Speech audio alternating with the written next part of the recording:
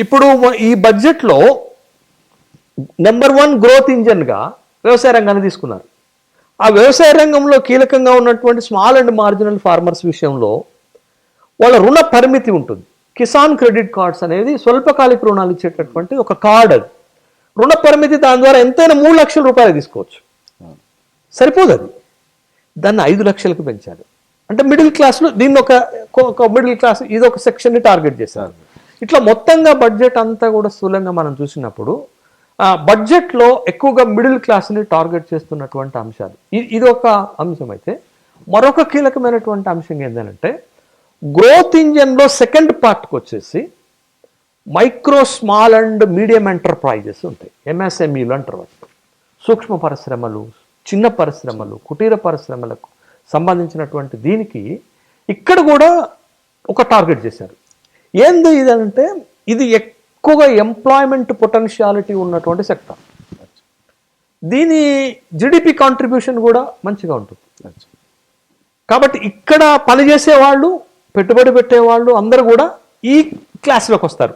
Middle class అని మనం అనుకుంటున్నటువంటి ఒక కొత్త మిడిల్ క్లాస్ని క్రియేట్ చేస్తున్నాం కదా. ఇంతకుముందు ఏముండే, పూర్ క్లాస్ ఉండే, రిచ్ క్లాస్ ఉండే. ఇప్పుడు మనం ఒక కొత్త మిడిల్ క్లాస్ని ప్రిపేర్ చేస్తున్నాం.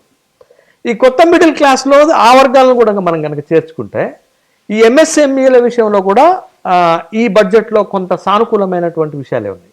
దాంట్లో ప్రధానంగా ఏంటి అని అంటే ఈ చిన్న పరిశ్రమలు అంటే ఎంఎస్ఎంఈలను పెట్టేటటువంటి వాళ్ళకి credit cards, guarantee cards, credit guarantee cards ఉంటాయి.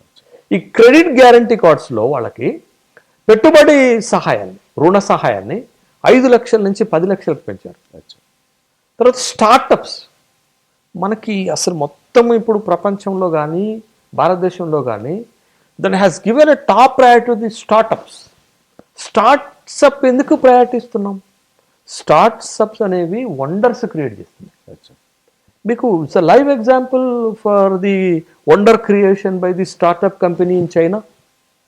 చైనా అమెరికా టెక్ సంస్థలను ఢీకొట్టే విధంగా చైనాలో ఒక $6 బిలియన్ పెట్టుబడి పెట్టి ఒక డీప్ సీక్ అనేటటువంటి ఒక స్టార్టప్ అమెరికన్ టెక్ దిగ్గజ సంస్థలకే పోటీ ఇచ్చింది. లాంచ్ అయినటువంటి ఒక్క రోజులోనే 20 లక్షల మంది యూజర్స్ దాన్ని సబ్స్క్రైబ్ చేసుకున్నారంటే ఒక స్టార్టప్ క్రియేట్ చేసిన వండర్కి అమెరికన్ టెక్ దిగ్గజ సంస్థలే ఆశ్చర్యపోయినటువంటి సందర్భం. అందుకని స్టార్టప్స్కి చాలా ప్రాధాన్యత పెరుగుతున్న క్రమంలో ఈ బడ్జెట్లో కూడా స్టార్టప్స్కి ఈ క్రెడిట్ గ్యారంటీ కింద రుణ పరిమితిని ఏం చేశారు అని అంటే 10 కోట్ల నుంచి 20 కోట్లకు పెంచారు. అక్కడ 5 కోట్ల నుంచి 10 కోట్లకు చిన్న పరిశ్రమలకైతే స్టార్టప్స్కి 10 కోట్ల నుంచి 20 కోట్లకు పెంచారు.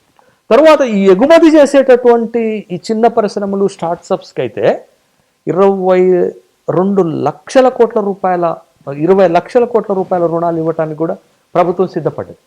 అంటే ఈ ఎంఎస్ఎంఈ రంగాన్ని కూడా ఒక బలమైనటువంటి రంగంగా దేశంలో నిర్మించాలనేది బడ్జెట్లో మనకి కనపడింది.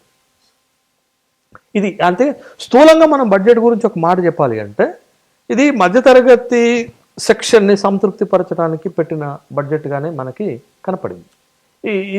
ఇది కీలకమైనటువంటి అంశం.